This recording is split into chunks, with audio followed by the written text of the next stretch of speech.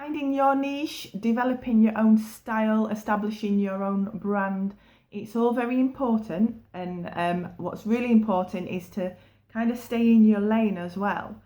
Years ago, I watched a brilliant training from a cake maker. I bet it must have been 10 or 12 years ago now, and I can't remember who did it. I've tried to find it online, and it was so good. And she was about just being who you are instead of being torn in all different directions. Just because you're good at doing a particular product, if it doesn't bring you joy and if it doesn't make you money, you don't have to do it. So over the years, obviously, if you know me by now, you'll know that I had a sandwich shop, then I did cakes as a sideline. I've had market stalls, I've done farmers markets, I've concentrated on just fondant. So I've been all over the place, but I find myself constantly coming back to what my brand is. And right at the beginning, I knew I didn't want to be I didn't want to do novelty cakes and things like that.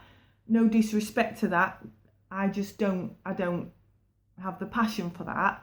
I can do them well, but I hate the process. So I found myself constantly being drawn back. I'm like a gourmet, rustic, foodie sort of baker. I like to do my kind of chefy layer cakes and things like that. I love fondant once it's done, but the process of it, I want to set my hair on fire.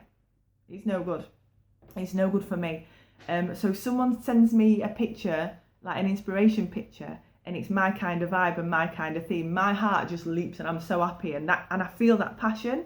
If somebody sends me a picture of a novelty cake or, a kid's birthday cake that's really highly detailed fondant work, my heart sinks.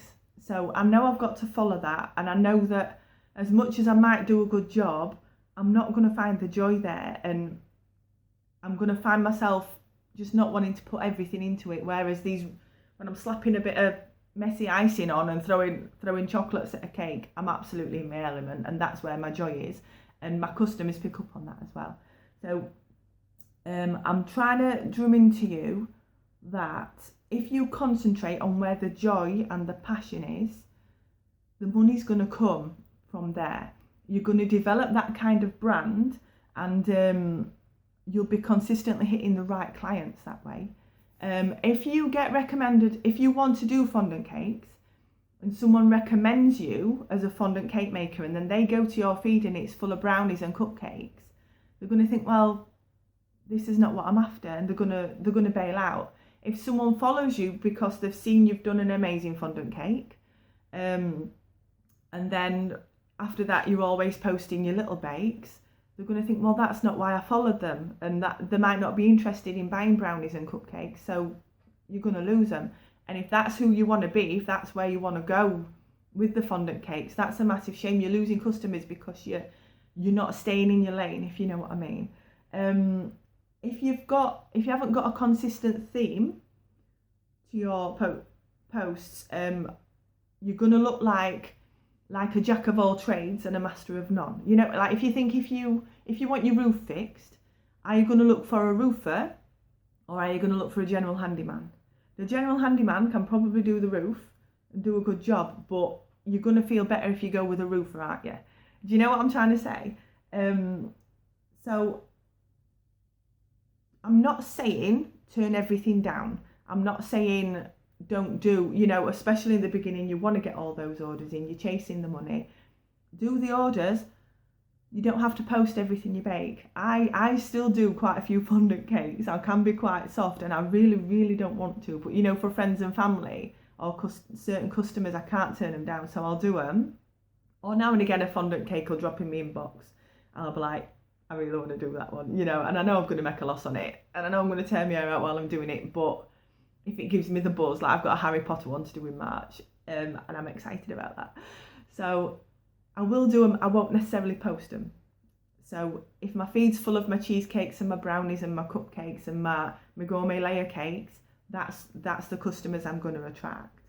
So I'm not saying don't do the orders, don't do everything that you want to do. I'm just saying if you want to stick to a particular brand, if you know what makes the most money, that's what you should be posting. Especially that it's finding that sweet spot of doing the stuff that gives you joy, but that also makes you money. They're your perfect products. So if If you get an inquiry and your gut is telling you no, then your gob should be telling you no as well, because you're wasting time. You could be spending that time marketing the stuff that you want to do and attracting those right clients. So yeah, if you only post what you want to do and what you do best, you'll get the right following, you'll attract the right clients. So just remember, there's absolutely no shame in staying in your lane, because if you stay in lane, you're going to get where you are quicker. People will try and bump you off lane. You know, imagine you're driving. This is what I'm doing in my head now. I'm driving. People will try and bump you off lane. Maybe you might try it out. You might think, do I get there quicker? Is that where I want to go? But you can come back. Keep yourself on the right lane and you'll get to where you're going quicker. I hope that made sense.